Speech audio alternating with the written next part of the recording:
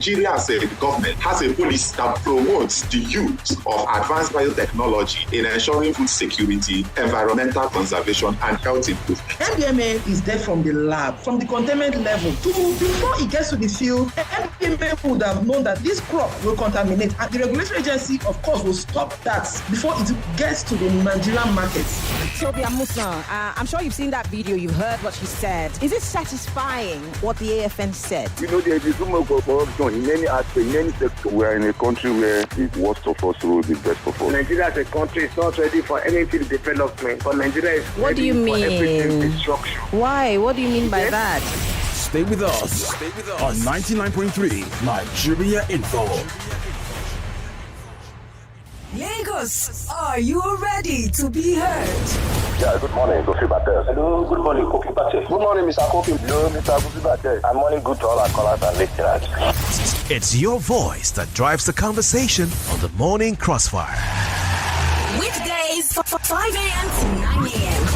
Your opinions, your stories, your take on the hot topics shaping our city and nation. We want to hear from you. The president is aware that we have a security problem here. I don't know which area you stay in Lagos. There is no light again. No. These investors, I don't know hearing that there is no light in Nigeria. Whether somebody loots or somebody will not loot, a lot of things will happen. Why is Tinubu doing this to us? Join Kofi Bartels for engaging debates, expert insights, and your voice at the heart of every discussion. Don't just listen, participate. Tune in and be part of the conversation. Only on 99.3 Nigeria Info.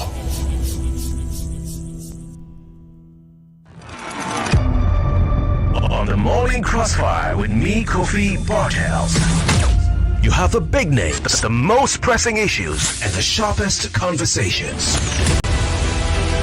He must leave that place of talking into this place of doing. Nothing is paying through their nose, and you are telling them after training they can't migrate. I will not be part of those who will give soft landing to these guys who are running the affairs of this country. People are dying every day. In an hour, people just go in and come out and read out stories to us. Come on, Kofi. We must step beyond the talk. We have the analysis.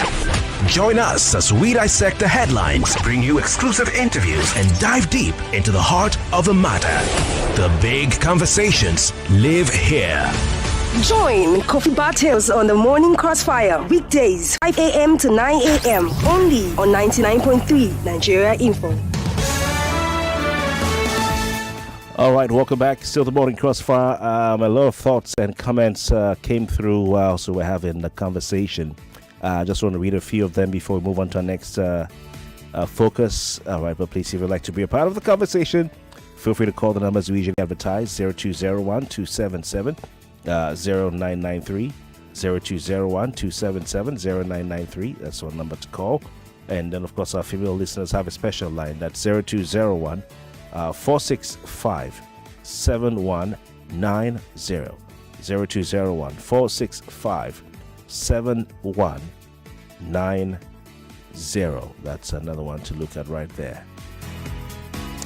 Okay, we have this for Payme, I believe is his name, who says, please ask the man about processing of the minerals in Nigeria to create additional economic benefits like jobs, industrialization skills before exporting the finished product. Vice President KS, that's Kashim Shettima, proposed this at a recent UN General Assembly. All right, but if he's proposing it, I mean, he is government now. Who is proposing it to? Is it the UN Secretary General? It's not too hard to know and agree that yes, value addition is very important for any country that has natural resources. If you have cocoa, if you add value, you make more money. If you have gold, if you have a refinery where you can refine your gold, you make more money. If you have a cocoa processing, industry, you make more money. Whatever it is, you make more money. So it's very important to have value addition. Yeah. So if the vice president is talking about value addition, I mean, why are they not moving in that direction? All right. It's very important. Thank you very much. Appreciate you calling in. All right, we have another one here sent in. Okay, this is some sort of link. I don't know why he sent me a link. Olushoga Ajayi Odola sent in one. He says, it was true what they say, that when two elephants fight, it is the grass that suffers. Rivers people have suffered the drama enough, and it's time to forge ahead for the sake of the state they both claim they love. It's great to see collaboration between the state leaders and the Elders Council. Engaging with elders can provide valuable insight for the involvement of River State. Looking forward to the positive impact of this meeting. All right, thank you.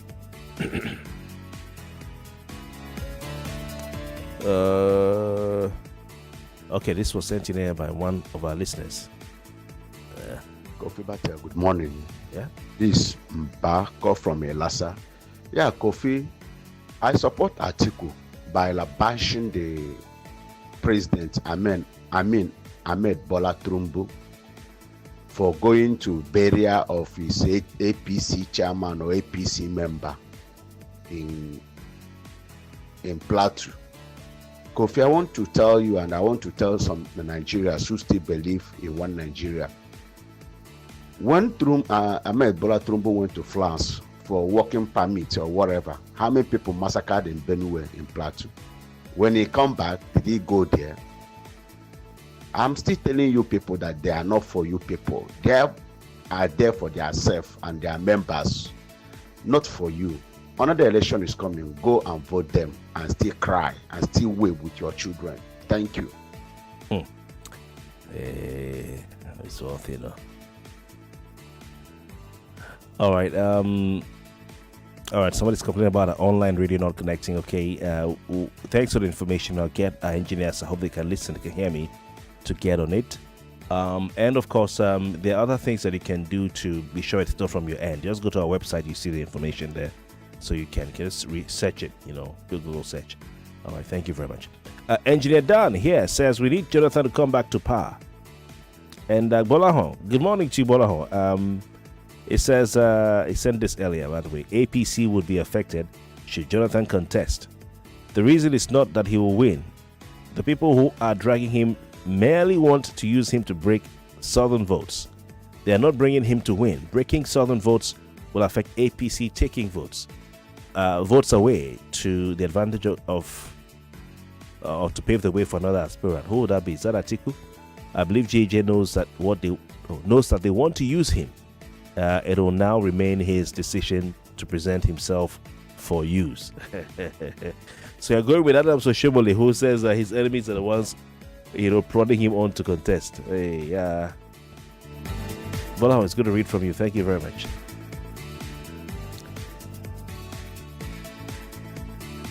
Okay, we have a voice note here. Let's see. Hello, good morning, Kofi. This is the merchant man. On the call for state of emergency, I want to go with Prince Ferdinand Ozokwe.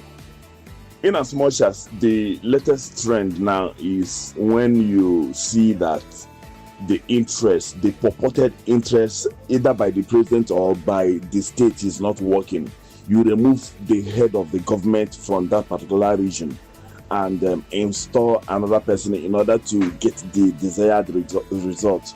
I think the best thing Tinubu should do is to declare state of emergency on security and then step aside so that someone else can handle it for a while. Let's see the results. Then on the call for Jonathan to return, all of a sudden, they have the conference of Jonathan. You can see the shock wave. You can see the panic mode that has bedeviled the so-called people who took over the power to mess things around. Thank you, Kofi.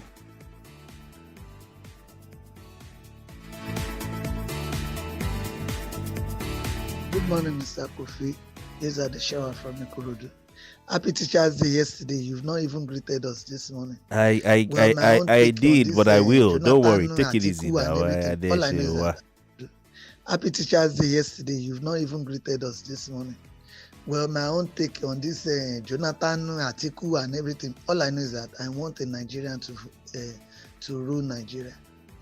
And come to think of it, this thing is still in 2027 and we want to have each other said in this year. We've not even seen 2026, which I know we will see in Jesus' name. But we are already fighting for this. We are already fighting for this. Some are even calling you names because of it. I just want a Nigerian to rule. That's all. A Nigerian that can put his or herself in her shoes. And my candidate, most times, it will have been Fashola, but I don't know why he's not running. I would have preferred him. If he says today, I want to be the president of Nigeria, I will mobilize people for him. That one. But the rest, nothing. Beg you. Very nice.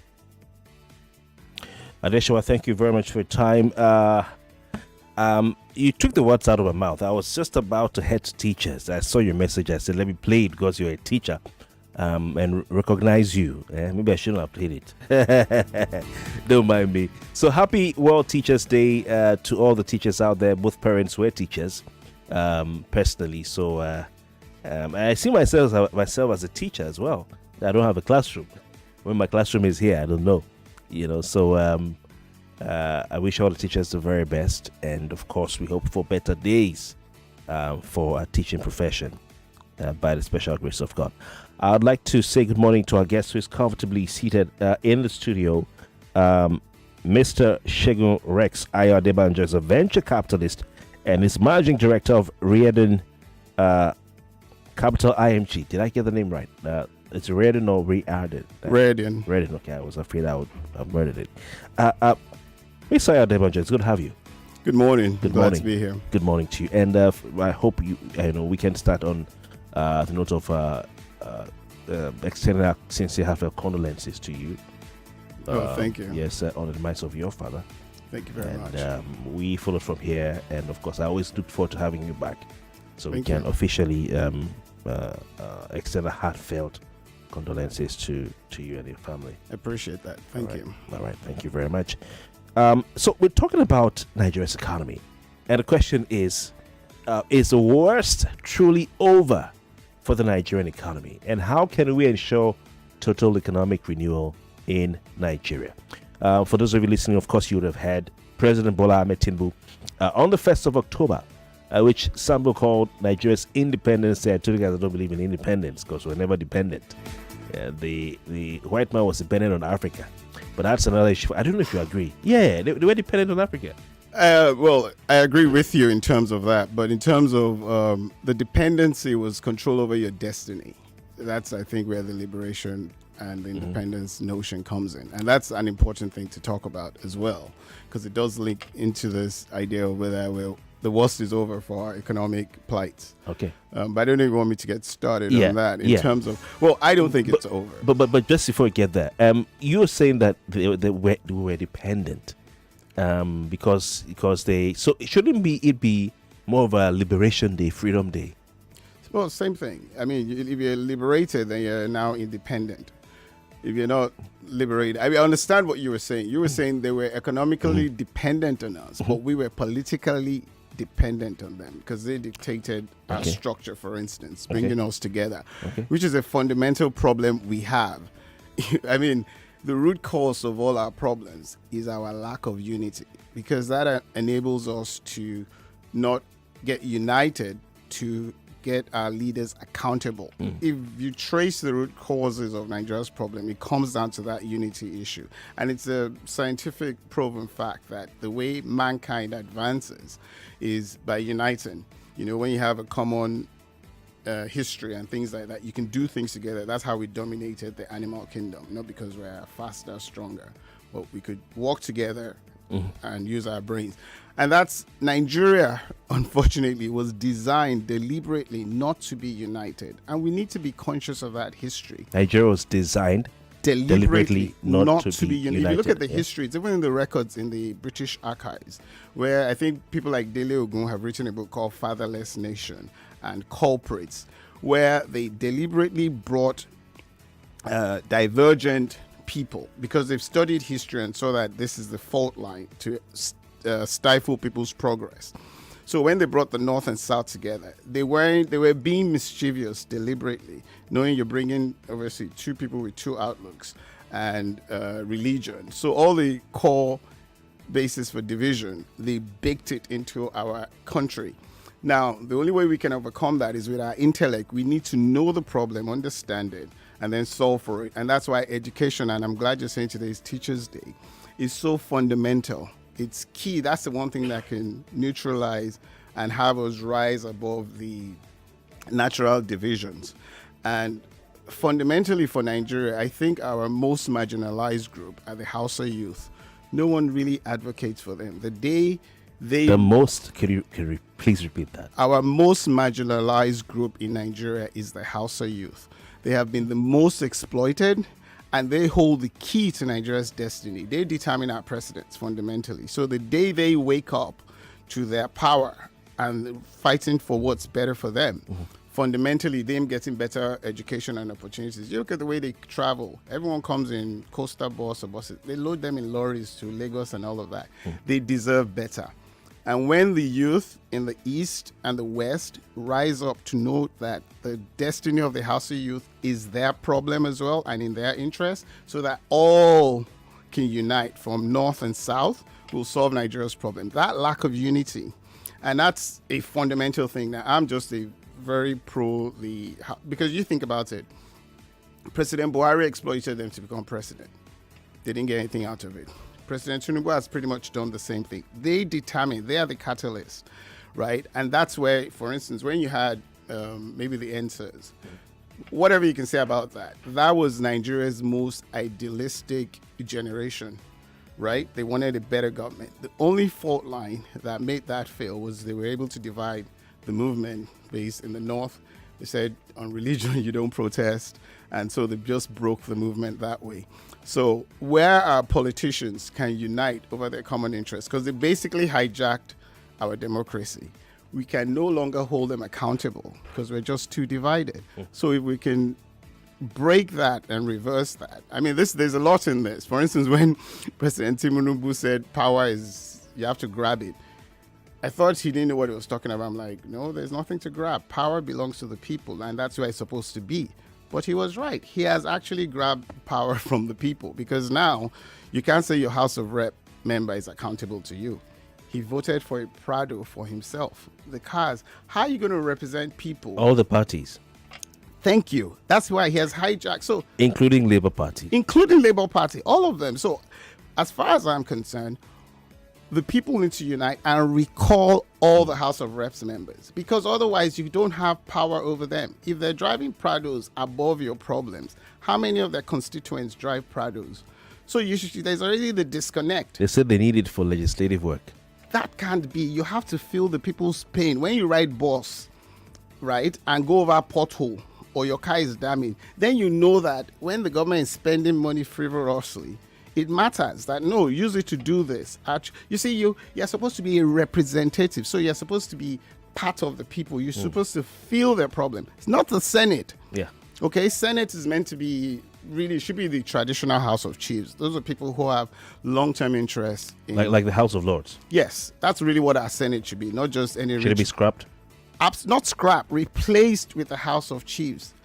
House of traditional rulers who have long-term interests, because their reign is beyond any political 4-year term or 8-year term. So they can deliberate. And for instance, when the youth are doing too aggressive about things, they can think long-term because they have the heritage, the history, and say, well, it's supposed to be for tempered deliberation. Okay. Right. That should sanitize what the House of Reps has done. Because the House of Reps... More news and... Okay, apologies. Let's just go pay our bills. We'll be right back. Hey, Omo, see package. This is what I call full house. Yes, sir. That's me. Who's talking about you? I'm talking about this Peak Yogurt Drink Full House Pack in your hand. The Peak Yogurt Drink 1 liter Full House Pack with more refreshment contains fresh cow milk. Share and enjoy full house goodness filled with essential vitamins and minerals. Peak. Reach for your peak.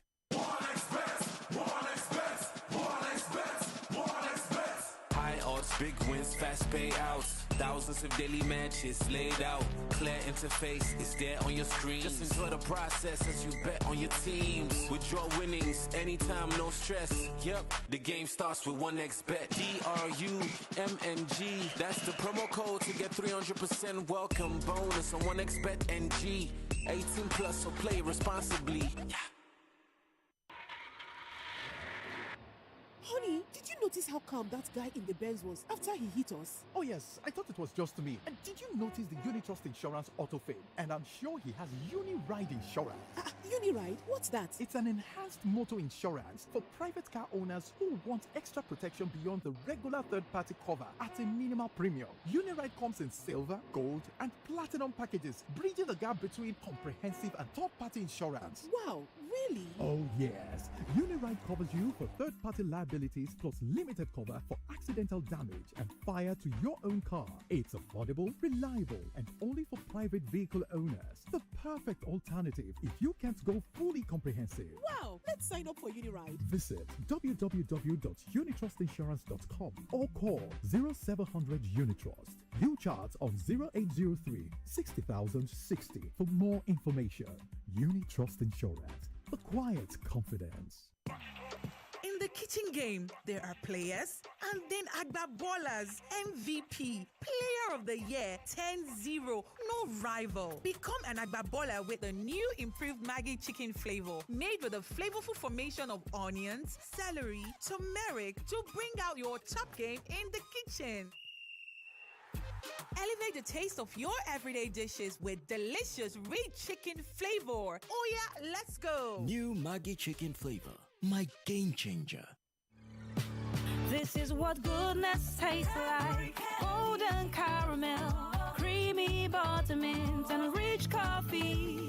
There's a Cadbury candy for every moment. Cadbury caramel, Cadbury coffee, Cadbury buttermint. Sweet, smooth, and full of flavor. Whether you're chilling at home or on the move, there's a Cadbury candy for every mood. Yeah, there's a Cadbury candy for every moment. Guess what, Nigeria? The Kellogg Superstar Quiz Show is back with season 4. Get ready to watch young superstars from schools across Nigeria battle it out in the ultimate contest of knowledge, speed, and fun. Catch all the excitement from 12th October on Z World, DSTV channel 166, and GoTV channel 30 every Saturday and Sunday at 10 a.m. sharp. It's going to be a thrilling journey of learning, laughter, and superstar moments, and you don't want to miss it. Superstar Quiz Show! It's amazing how your child grows up before your eyes. Enable their thriving development and the care they need with the new NanKid 4 with HMOs to support your child's development, probiotics to help your child's digestion and development, and high-quality proteins to support age-appropriate growth. And all of these work together to support your child's development and growth today and tomorrow. NanKid 4. Nourish your child's potential. Okay, let's do some value jet math. Take one dependable airline with a reputation for reliability. Add 2 exciting West African destinations, Accra and Banjul. Multiply by countless cultural experiences and breathtaking views. Divide by the consistent service ValueJet is known for. And what's your answer? The right formula for your next trip. ValueJet connects you to West Africa with new routes to Accra and Banjul. Whether it's a business trip, bagging a degree, or a dream vacation, ValueJet will take you there. Book your journey on www.flyvaluejet.com. Always ready.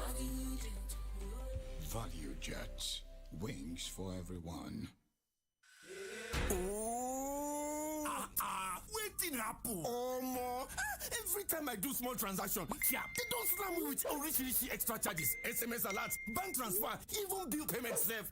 They no dey pity person at all. You never hear say with smart cash you fit send money go another bank, pay your bills, and receive SMS alert all for free. For free? Yes, now for free.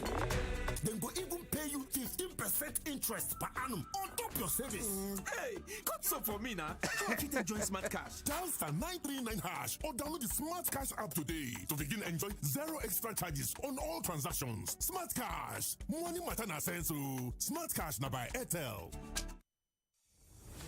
Your voice, your station, your conversation. Nigeria's GDP growth is not 4.2%, right? It's a lie. What is on ground to show for you? Computer Village traders in Ikeja are skeptical about the state government's plan to remove them. The government, on one side, they present things to be good, but on the other side, there's a hidden agenda behind it. No visa for corrupt Nigerian official, says U.S. mission.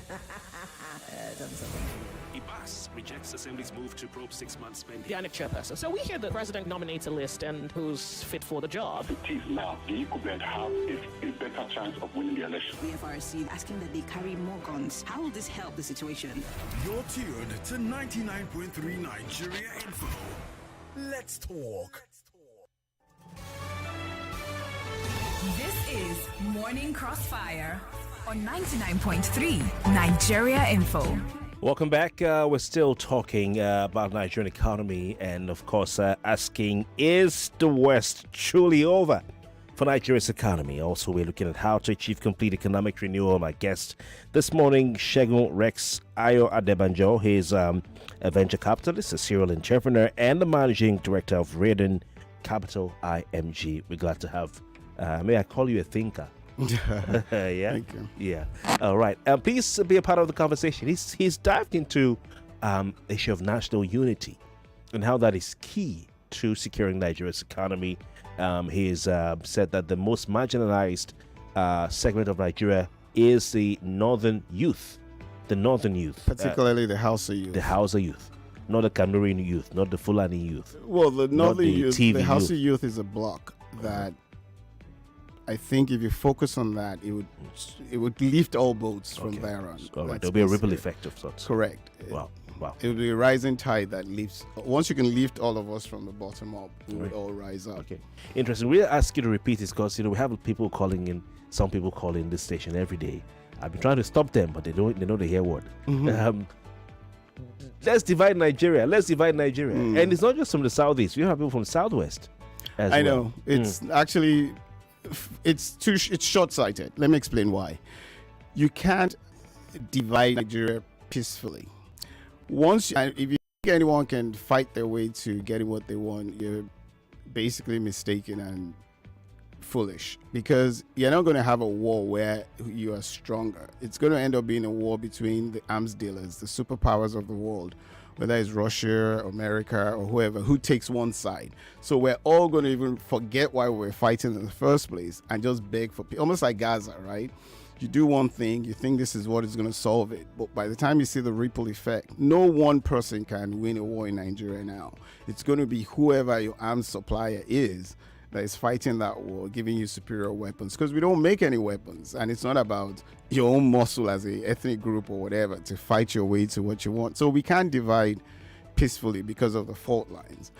I can dissect that, but I think that might take a while more than we need. So basically, we have to walk out a looser federation, which is more about devolution of power, where people have a bit more control, and it's just common sense. And that's one of my frustrations about Nigeria, is like the things that make sense, we take so long talking about it. We've been talking about restructuring for you. It's just, restructuring is not an end and a solution itself. It's just the beginning of us beginning to address problems. So why does it take so long? We talk, and we have things we agree on, whether it's education, security. We can unite on those things across party lines, across ethnic groups, and focus on that. So I don't think breaking up is what we should be advocating. There are people listening to you right now who would have been taken aback by your statement. It would have been so controversial to them that the Northern Hausa youth is the most marginalized segment of Nigeria.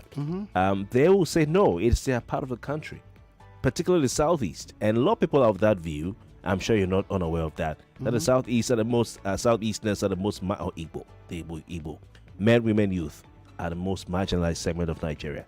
Well, I guess it depends on how you measure marginalization. I think, unfortunately, people keep looking at the government, how the government shares stuff. We're so focused on sharing stuff because we still have a mindset like the government is the one solving our problems. Government can't produce anything. They're just supposed to empower the various people to produce things themselves. And if you think about who's least empowered to produce, it's the Hausa youth, because they have the lowest education bracket, lowest opportunities. They're just really exploited during election times and used for menial labor across the country. that's really not fair on them. They're as smart as anybody else. They're as dynamic as anybody else. They just need... The last person who I think really advocated for them was Aminu Kano. What about Goodluck Jonathan, who built Almajiri schools? Well, he did try that. That's true. I have to give Jonathan credit for that. But I think more needs to be done. You see, these Almajiri leaders need to be empowered, where they get incentivized that the number of graduates you graduate, you get money from that, not from taking them out of school and having them beg on the street. Reverse the economic incentive. Incentivize them to make money from nurturing the young men under their tutelage to graduates. And the higher they score in school, maybe you say you get a 500 naira bonus for each child you see through graduating high school or university. And you see the economy. And I think Tinubu, for his credit, is good in all that macro engineering, where you're not really doing things. You just place the incentives in the right place. It's just my frustration with this government is they show they have idea, but they don't show they have understanding, because they'll do the things halfway. I'll give you an example. This credit thing could have been really transformative, where he's trying to encourage credit into the economy. But he hadn't looked at the foundation to these things. For a credit thing to work, you need a justice system that works, so that the lenders know that they can recover. Not when you sue someone that he owes you money, it will take 5 years before you can recover. It's not going to work. So you need to make the justice system more efficient. But politicians, when they want to get justice, within 6 months to 1 year, the court has ruled.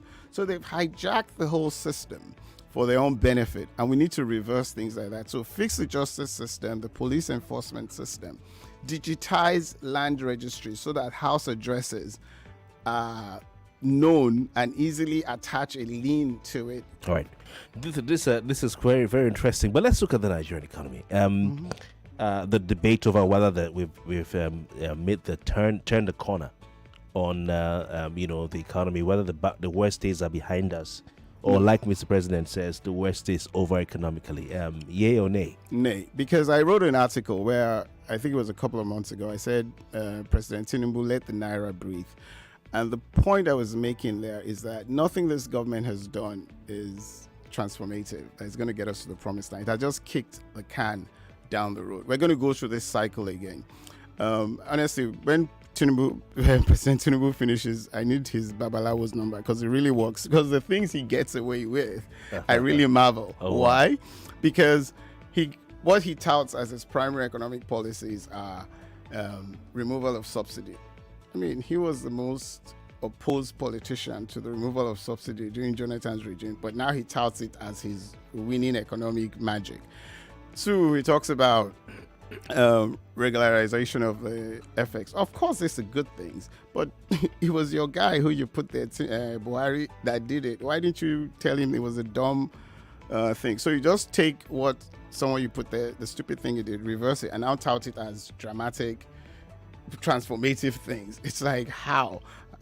You haven't really done the transformative things to make sure the economy is going to work. That's really on the fiscal side. What they're really doing, and I'll give them fair credit on that, the CBN is doing its best on the monetary side, mopping up excess cash, because that's what leads to inflation. And when you have the naira depreciate because of that inflation and its value, you don't have a savings culture. So people can't really invest. They don't have faith in the naira. So it undermines, it becomes a vicious cycle where you can never break out of this. So you start, it's like chasing your tail. And some people say, the way they're doing this economic policy is what some would call ass backwards. In Nigerian language, they put nyash for front, right?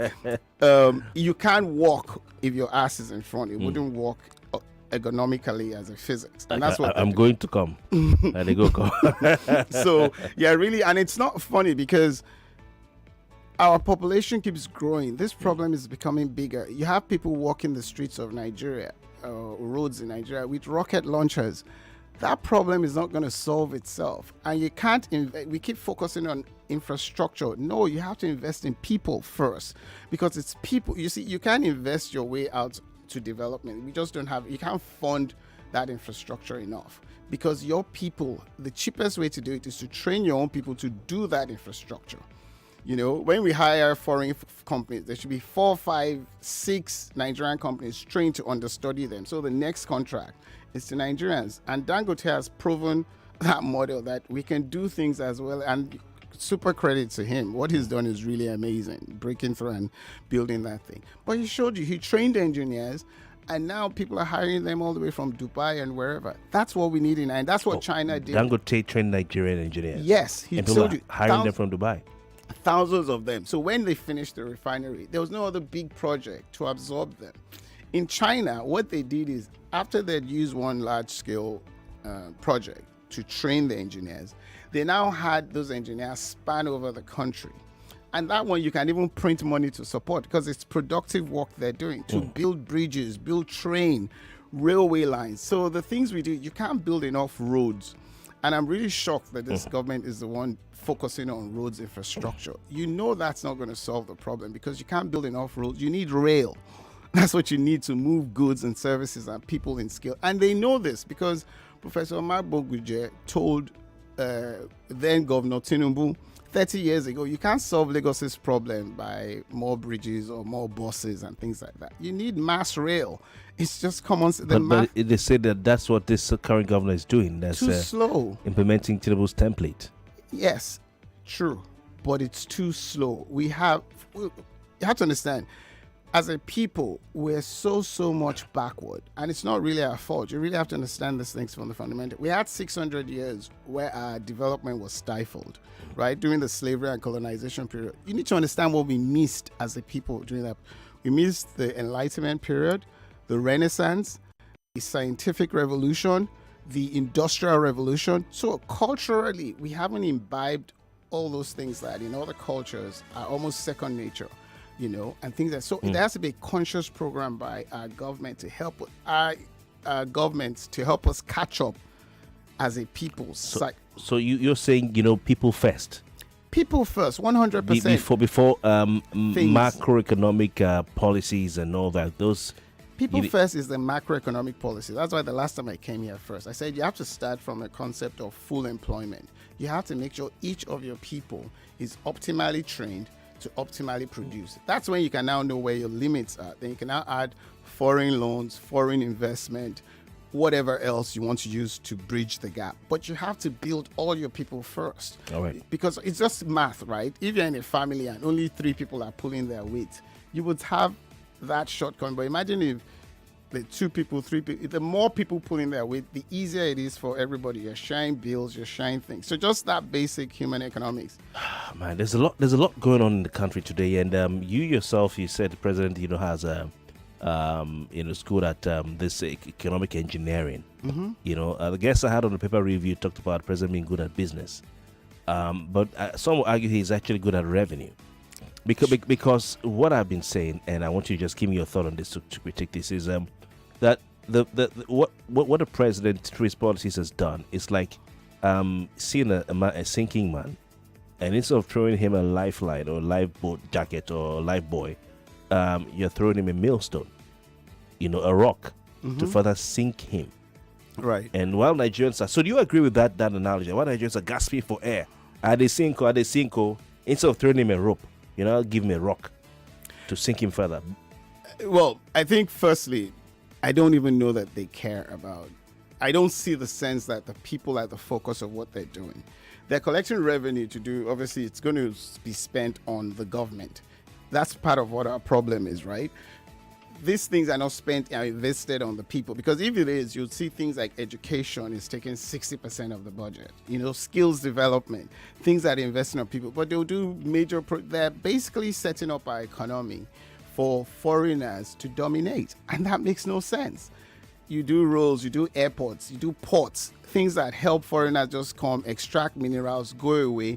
The only investments are in oil and gas, things that are sold internationally, not things that develop your own society and your own people. And you see your people living under bridges, masses, we're so impoverished and dirty because we don't even have pipe-on water. Just walk the streets. Basic pipe-on water. Exactly. Things that we are worse off than when we were living in villages before colonialism. Because there, you can at least scratch the ground, hold the ground, and grow your own food. But you can't scratch concrete in this urban jungle. Well, we're told that we're better off than we were in 1960. In some metrics, you can't. But you know who? but not in when you look at the total lifestyle. I mean, you see many people even leave the urban centers and go back to the village because at least they can eat. But that is such a mundane level of humanity, because the rest of the world, society and humans' experience has attained such sophistication. We are the very last. We're an embarrassment to it. And at one point, it becomes almost an existential threat, because we're so vulnerable now. Like, if we wanted to be colonized again, we have zero resistance. Now, before, they colonized us and had to preserve us, to use labor to extract. But who knows, in the future, when you have robots, maybe you don't need the people. So that's some nightmare scenario. But absolutely, the point is, what is our defense to that? You don't build your thing on, no, it can't happen, on fatalistic things, or it's God. You have to protect yourself for that. Okay. And this AI is a huge opportunity for that. All the things we're doing can be done better and fast, including education, just applying a bit of sense. Interesting. You said a lot, but one thing I would like to highlight is that a lot of Nigerian engineers who were trained and equipped got skills, transfer of knowledge during the construction of the Dangote refinery, are getting job offers in Dubai and other places, and you sound like you actually know what you're talking about. Yep. You know people. Dangote said it himself. So I mean, it's something that I think we need to highlight, and I will say protect Dangote at all costs. Absolutely, I said protect Dangote at all costs. If there's any next presidential candidate, when you list your cardinal programs, preserving and protecting Dangote and possibly encouraging him to go into iron and steel, because what he did, we like him or not, is remarkable. Surviving, I've done business in Nigeria. I know so many elements that undermine you. Just even people in government. A miracle. It's a miracle he survived such a humongous, and because he has that track record already, even at the risk of a monopoly, his was entrusting him with another sector which we need, iron and steel. Which, I mean, you do those two, our industrialization should take off, especially the government now invests in the skills of the people, because this is the problem with the way the government does things. If you just focus on electricity, all people are going to do, I'm losing the base, is set up hairdressing salon, barber shop, grind pepper, plum. If you don't upscale their skill set, you see, electricity in Mushin is different from electricity in Silicon Valley. The things people will do with that electricity, simply because of the different skill set and intellectual capacity that has been cultivated, are miles apart. NVIDIA is a company worth more than the GDP of the whole of Africa, and it's all intellectual property. We need to understand that man is a fulcrum of development. People don't understand that every kobo money originates from thought. They keep thinking money is from something else. No, it's someone applying their mind to nature or to elements, and that creates value, and that's where money comes from. All right. So fiber optic in Mushin is there from fiber optic in the Silicon Valley. They just stream. And not that you're not putting them down. But I'm not putting them down. I'm just saying the government isn't giving them further opportunity to expand the use. It's not them at all. It's not. They've already, even doing Yahoo takes a lot of intelligence, right? The same person who's doing Yahoo can be cultivated to develop so many apps and even create our own NVIDIA. Absolutely. All right. Please call 020-127-70993. Protect Dangote at all costs. Don't forget, that is the highlight of the things talked about today. Good morning, Kofi. I really want to thank your guest for his commentary this morning. Sorry, I didn't get his name. You see, what he's talking about, my name is Ben, by the way. What he's talking about, Rosimi Sankori, may his soul rest in peace, had talked about this each time he has his program in the evenings. The major thing he kept on talking about is how can we solve banditry, and he kept on talking about education. Each time we have our budgets, most of them still being filtered away, being mismanaged and stolen away by our government, very few is actually allocated for education. Also, there was the time Obama was in somewhere, I think in South Africa or something, I can't remember the country. And in Nigeria, two Nigerian ladies stood up to be able to talk about how Nigeria can grow. And he said again, education. But right here, our allies, our governments don't regard this as anything. Maybe it's intentional because they really want to just keep us on their footstool. I really want to beg, pray, and ask everybody to start looking in this direction. Ask questions of this government or our government to have proper education, especially for the North. Good morning. Thank you very much. Message here says the Northern elites do not want their youth to be educated. Awolowo tried to make sure the northern youth were educated. But Amadu Bello told him, no way. Olu from Ojodu. What's your view of that, Rex? Well, that's why I said it's more than Awolowo. I mean, obviously, Awolowo tried his best. Others, like you said, Jonathan tried his best. It has to be all of us collective effort. If it's helping them break the jinx from that, I think even the Hausa youth themselves are already becoming, the internet has helped. They're becoming more aware of things going on. And like I said, they're just as intelligent as anybody else. It's just a few things. I think the leadership has used religion quite a bit to exploit or set them back somewhat. Not because religion is a bad thing. It's definitely not. Islam was one of the most frontiers of enlightenment. It's so funny how it's now been almost given such a bad name and tagged with lower literacy rates, while Islam was in the frontiers of science and things like that. So I think all of us just have to have that vested interest that their fate is our fate. And combined, it's not just our law. We all have to support them and advocate for. Okay. Thank you, Rex. Kofi? Yes. Good morning. Your name, location, and television. You have really taken my time. Anyway, I want to appreciate your guest. I think he understands the root of this whole thing. But my question to him is this: how do you deal with some people who have become leaders in this country, who are so self-centered, who have personal agenda, that no matter what you try to implement, they will make sure they frustrate it, that those things does not see the light of the day. Let me give you an instance. A situation where a single person hold the entire state to ransom. How do you go about that? All right. This Pastor Ladipo from Orile. Thank you so much for your time. Pastor Ladipo, the thing is unity, like I said in the first place. If the people can unite, they would overcome whatever selfish objective any politician has. Even Amechi was saying it, like, how many are these politicians? It's simply because the people are divided. Once they can come in and tell you, oh, no, it's an Igbo thing, they want to take a Yoruba out, Yoruba's Obaka. No, it's a Fulani thing, they want to take Fulani out. Fulanis. We all need to rise above that. Fulani, Yoruba, Igbo, all of us, we need to find common things we agree on and know the basis on which we hold bad accountable across board. That's why, to be honest, I'm a little bit disappointed with President Tinubu, because say what you like, he has achieved a lot to be the first person to actually attain presidency on his own mettle. You know how long he plotted that and all the objections. So whether he supported him or not, I expected him, after having done that, through so much struggle, to do big things. He could be Nigeria's the first father of a Nigerian nation. He has so much opportunity. He's not accountable to anybody. He basically has a dictatorship with the whole Senate and House doing whatever he wants. That's a strong word.